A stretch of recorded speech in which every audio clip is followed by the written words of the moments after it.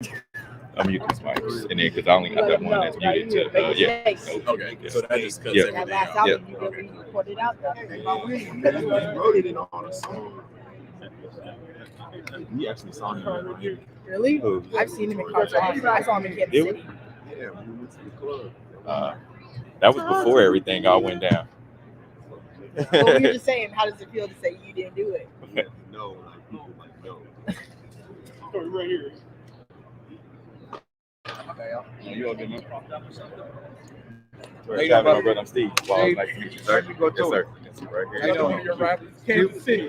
How you doing? Pretty good. How you doing? What's up, brother? Kansas City, huh? Yes, sir. All right. Take it, you've been there a few times. Yeah, I've been there a couple times. Yeah. I ain't never been there like to kick it though. I only been there. Been there to play. Yours. Thank you. No, good morning. Yeah, recording.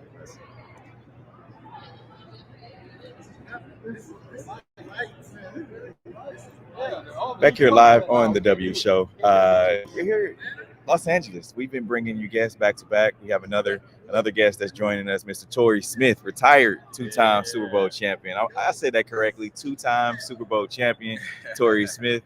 How you doing today, sir? Doing great. About yourself, brother? Pretty good, man. What brings you to Radio Row, man?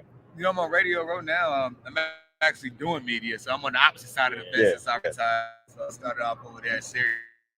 But now I'm making my rounds to promote the Black women's health imperative, to talk about the importance of getting screened early for really different breast cancer, whatever it may be. And it's really personal to me right now. My grandmother just rung her bell a week ago. Finished up her cancer treatment, so it's all because of early detection. And it's important that during this season, trying to get 1 million folks to make sure that they're getting screened. And we all know that in healthcare is an issue, access to quality healthcare, but also apprehension to healthcare. And my grandmother comes from that generation. She one of the folks that, she ain't going until she gotta go. Yeah. Because she don't trust nobody. She don't trust that system, right? And so I think it's important that we change that narrative so we can hopefully start saving lives. Yeah, people's reception, how are people receiving that? Because like you said, Black folks don't really, want to go to the doctor, especially men and women as well. So all of us, right? Yeah, and I think it's definitely important to change that, man. And people are listening to it because they realize it. They know it. You see Especially it, right? COVID. Yeah, and a lot of people are just afraid. I think COVID stands out more than anything else. I can't tell you how many people I know that don't want to go or don't want to do anything on the front end to help themselves. And then all of a sudden, they sprint to the doctors when they need them. They don't trust them. Then when they hold on there, it ain't right. I need it, right? And I think we have to, kind of change that narrative to make sure that we're able to save and ultimately protect ourselves. Yeah, and you let it off, especially with Black women's health initiative. I won't even say that there was a deciding factor in that, but what more so catapulted you into that? For me, man, anytime I had the opportunity to promote women, specifically Black women, being that I was raised by Black women, I was raised by my mother and my grandmother, it means the world to me. We like to talk about the struggles of the Black man. That happens all the time.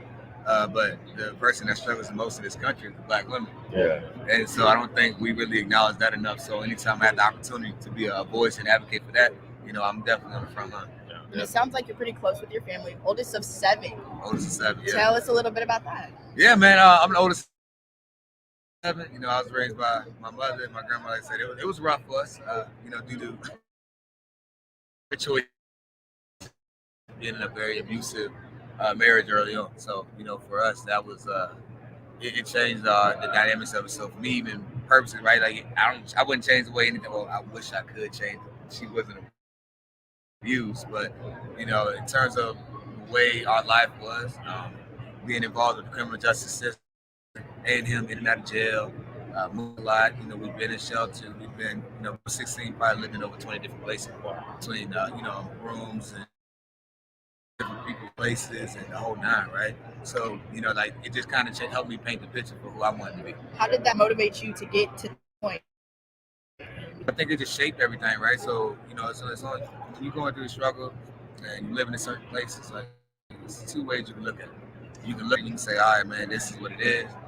I'm gonna start trapping. I'm gonna do whatever I need to do, right? And this is just how life is. So you can say, all right, I'm gonna look at these struggles with addiction. I'm gonna look at these things. I'm gonna go the opposite way. I don't drink or smoke now. I don't judge folks that I don't judge folks that do it. However, for me, I recognize that the people that were doing it, that were struggling in my family, weren't the same people when they were born. And so if it was gonna get in the way of me trying to get to where I wanted to go, I would do it. And then I think that for me was really, it helped me paint that picture for me. I was able to see that, since I was a youngin', and hey, I want to go ahead. And my definition of success is literally based on the way I grew up. It ain't about being rich. It ain't about being famous. It's about none of that. My definition is stability. Knowing where you're going to live. Knowing that you got some food on the table. You know what I'm saying? Knowing that who you coming home to. Right? I'm married. I got my kids. And, I know what the day-to-day is going to look like. And growing up not knowing what it was going to be like, that kind of shit that is for my future. And you even talk about not knowing, especially living in 20 different places as a kid. How did that affect you as far as like organized sports? Like what age did you start playing sports? And really, how did relocating so much really affect us? No, yeah, because of it, I played football in third grade, and I didn't play again until middle school. Yeah. So because we were never in one spot, and then when it came to basketball, I was always playing basketball and baseball. My mom was definitely trying to keep us active. Yeah. We were going, but yeah, because of, like I said, when you're not stable, it's tough to get involved in certain things. Yeah. Now you had a quote that I read that you said after you retired, when you retired, man. And it's the NFL circle of life, and I prepared for what's next. Now, in preparation for what was next, was that something that happened over time, or was that something that you did while you were playing? No, definitely. I knew football was going to end, right? There's an end date on that thing. You know what I mean? So for me, it's like, hey, I'm going to take advantage of this. I'm going to get as much as I can get, and I'm going to get out. But my identity was never wrapped in football. Okay. Like, I played football. Right. Like, I'm not a football player. You know what I'm saying? So a lot of people, they mind, they just so caught up in it. And I was like, nah, this is a tool. This is a resource for me to get to what's next, right? When I was younger, football was a way for me to get my school paid for. Right. You know what I'm saying? And when I got to college, like, all right, I'm going to go ahead and ride this thing out. And next time, I'm like, hold on, I can go to the league. You know what I'm saying? But stuff started looking up, and it was like, all right, this is an opportunity for me to get a fresh start, or to get a jump start. Then it was like, all right, I got an opportunity to make sure we straight. And so I kind of always continued to build on it. I didn't have like this one goal. Like, everything kind of just moved, as I moved. You're also the president of a Level 82 organization. What exactly is that? Yeah, so it's our nonprofit organization. It used to be called the Torrey Smith Family Fund, but I decided to take my name out of it. So, because not about me that's making it happen, it's everybody that's around me. You know what I'm saying? And so it's an acronym that stands for leadership, education, vision, effort, and love. And the 82 is my number. So we decided to change that, and then we run Hilton Rec Center over in West Baltimore. So when I retired, we took over this center that's been closed down for 13 years with the help in partnership with Baltimore Wrecking Parks and the Ravens. Been able to fund it, run an after-school program, and summer camps, and just providing another safe space for young men. And I can't even say just that. It's a senior program too. We're working it out. We're building. This is our in Maryland now. Live in Maryland now. Involved them down there in multiple days a week. You can see me teaching a lesson or involved. We're very, my wife's there all the time, so we're heavily involved. Now, Super Bowl weekend. Who you got on Sunday? I'm rolling with the Rams, man. Are you? Yeah, I'm rolling with the Rams, man. I think the Bengals can get it done, but I think the Rams, if their defense comes to play, and Matthew Stafford protects the ball, they're just better than the Bengals, right? You know what I'm saying? And then also the Rams. The Bengals have won all year without even protecting Joe Burrow the way they're supposed to, right?